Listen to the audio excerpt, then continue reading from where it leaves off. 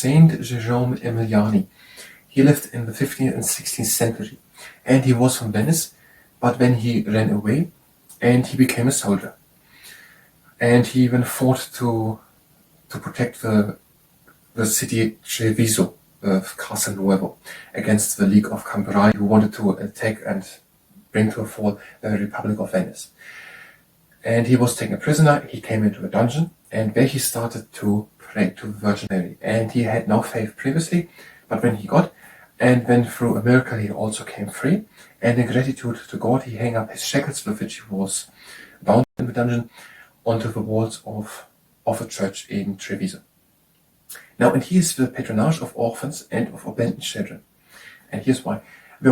When he was 37 and he wanted to become a priest. And now in Venice there was the spotted fever plague. Many people died, and he then rented a house for the people, for the orphanages, that they could live somewhere. Also tried to help people who were orphanages and abandoned people. He tried to help women who were pregnant and ill and other homeless people. And he was also then going through the town and buried the corpses of the people who have died from the spotted fever plague. And he then founded, a bit later on, he got himself a plague, but he survived. Later on, when he founded the Congregation of Somachi, named after a town in the Lombardy. And that is an organization trying to help give, in particular orphanages, an opportunity to learn about the world. And at its peak, this Congregation of Somachi had 119 houses in Lombardy, Venice, Rome, and also in France.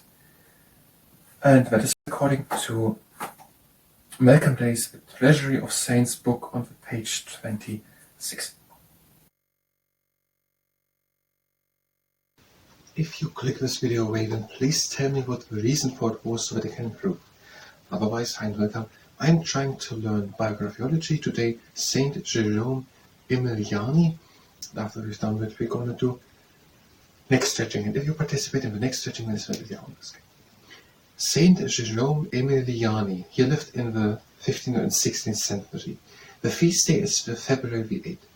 Symbols in art are men shackled with ball and chain.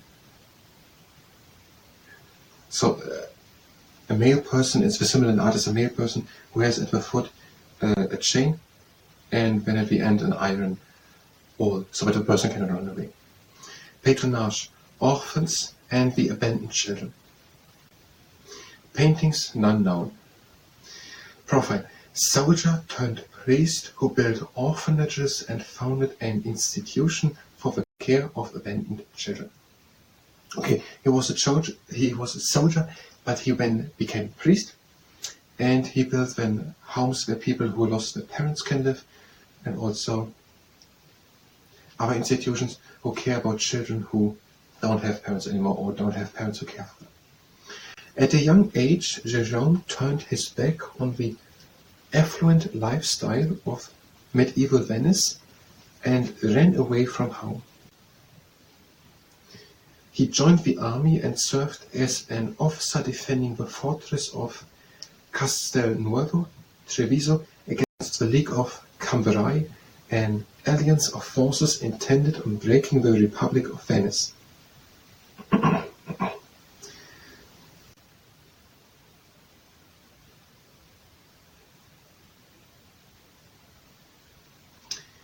So he was living in Venice. So there's Europe, and then there's Italy, and then on the eastern part there's Venice at the coast. So he was there born in Venice, or he lived there, and at a young age, as a child, he then joined the army. He became an officer, and he defended the fortress Castel Nuovo, which is in Treviso, against the League of Cambrai, and that was an alliance of forces intended on breaking the Republic of Venice. So Venice, I don't know exactly, but some vague things. The Republic of Venice was where Venice is, and it is the bigger region of Venice. It's not so much, but more I can't say without speculating too much. So there was the Republic of Venice, was in our so I puzzled it together, and there were people coming together, the League of Cambrai, and they were trying to fight against the Republic of Venice, and Saint Jerome Emiliani was an officer in the army defending the Republic of Venice against the League of Cambrai. When the stronghold was captured, so Castle Nuovo probably, he was taken prisoner and confined to the dungeon. It was during his captivity there that Jerome, who had no faith until then, began praying to the Virgin Mary. So Castle Nuovo in Treviso, I don't know where it is, so Castle Nuovo, fallen, and he was taken a prisoner. And he was in captivity, and he was in a dungeon, and when he had previously no faith, he started to pray. And what did he do to the Blessed Virgin Mary? The spiritual experience that followed, and an apparently miraculous escape from prison, set him on a new path following the Christian faith. The spiritual experience he had, and also that he could then escape miraculously from prison, helped him to come onto the path of Christendom. In gratitude to God, he hung up his shackles on the wall of a church in Treviso. Hence the symbol of a ball and a chain that frequently adorns his depictions in art.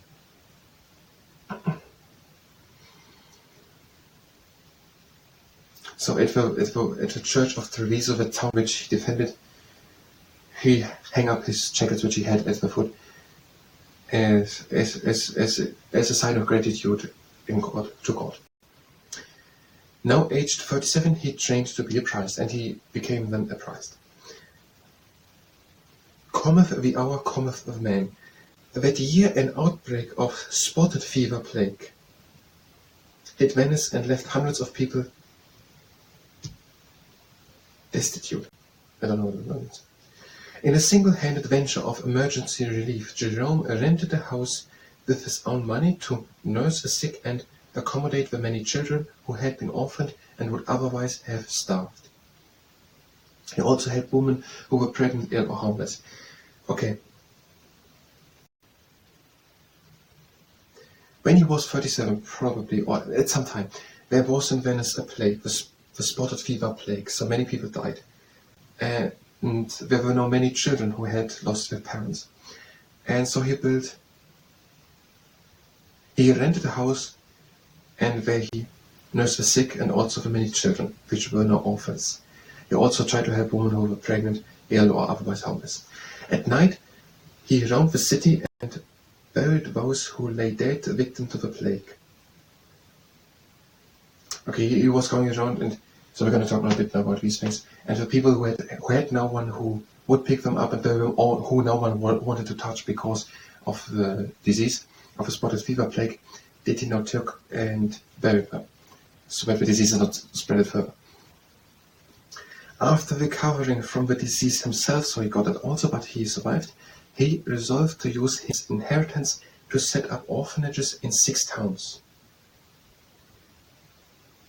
A center for repentant prostitutes and a hospital in Verona. Verona is around 100 kilometers more east than Venice, also northern Italy. Okay, he had the plague, but he survived, and he built then 6 orphanages. Or he built orphanages in 6 towns. It could be technically more. And also and a place where people could go who were selling their body for money and could wear whatever. Who could go there? In 1532, he established an order called the Congregation of Sommaschi, named after the town in Lombardy. Lombardy is completely on the east side of Italy, I think. In the north, on the east side, it is a region. But I'm not completely sure. So he founded an order called the Congregation of Sommaschi in Lombardy. No, named after the town Lombardy. Named the Congregation of Sommaschi because in the Lombardy, in the region Lombardy, northern Italy, there's a town called Sommaschi. For the education of children, particularly orphans, for whom he felt the most compassion. Patronage of orphans and abandoned children. So he then founded a congregation to educate and to give people knowledge about things, in particular children and orphans, and that was also because he was feeling to them the most compassion. At its height, Vesomachy ran 119 houses in Rome, Lombardy, Venice and France, and the order still operates today. So that order, so the institution, I don't know how it works or what it is and how it works, but basically they had 119 of these houses or schools in Rome, that is now 500 kilometers more south in Italy, and Lombardy and Venice on the other side, and also in France a bit more northwest. Okay, that was Jerome Emiliani. That was the Biographyology part. If you were here for Biographyology, you can direct to the next part of Biographyology. If you stay here and participate in the Neckstretching, then it's better the arm risk. The legs are standing shoulder width wide apart, the breathing in and reaching with the fingers as far to the sides as possible. High up, reach with the fingers, getting it down as far as possible. And reach in front. Up, back, and down, and around.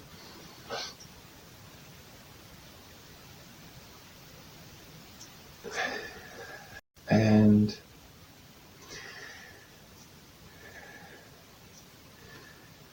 the next exercise, I was thinking about something else. Have your feet standing together and the arms to the side and circle them around. But pause that exercise. And the body takes it. And now with the legs shoulder width apart. Tall up, shoulders back, breathe in calm. And out, bring the head over to one side. Breathe out and the chin down onto the clavicle. Breathe in, lift the gaze. And bring it over to the other side. Breathe in. Out, chin down onto the clavicle. In, lift the gaze. Back and down.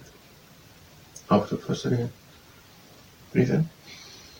And halfway out, and then circle the head up. Breathe again in. And breathe halfway out, and then circle the head up. And back.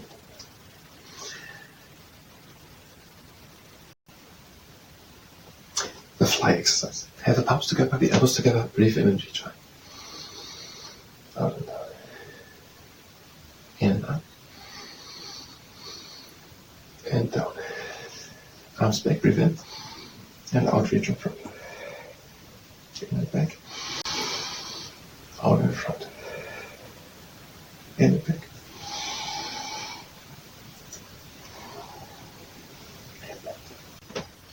Have your feet sitting together. And intertwine your fingers behind the back. Tall up, shoulders back, breathe in.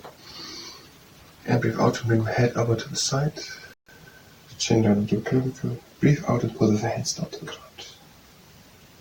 Breathe and lift the gaze. Turn it over to the other side. Breathe again in.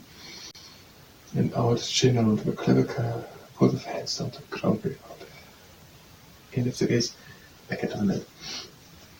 Leg shoulder wide apart or a bit more. Intertwine your fingers behind the back. Bring them over to one side. Tall up, shoulders back. Breathe in. And out, bring the head over to one side. Chin down onto the clavicle. Pull the arm and the shoulder down. Breathe and lift the gaze. And turn it over to the other side. Hands over to the other side. Breathe again in. Out, chin down onto the clavicle. Pull the arm and the shoulder down. Lift the gaze and turn it back in the middle. Have your feet again standing together. One arm behind the back. Breathe in, lift the other one up. And breathe out, bring the head over to the side. Down pull. Breathe again in. And out, look up to the hand on top of the head. And hand down. Hand behind the back, breathe in the other one up. And out, bring the head over. Down pull. Breathe in. And out, look up to the hand on top of the head. Breathe in, lift the arms up. And out, lean back and draw the shoulder blades together. In and the hands up. Out and down. In and up. And lean back with hands together. In and down the middle. out to the side. In into the middle, out to the other side. In into the middle, in it when the fingers reach high. Breathe out, reach in front of the back. In and up, in it when the other way around. Breathe and reach high. Out and in front. In and up. And out and back with long arms. In into the middle. Out and back. Into the middle. And out with hands down. Breathe in, hands up. Out and down. In with hands up. Bring the hands to touch and now the hands down to heart center. Wait for the next stretching. I thank you very much.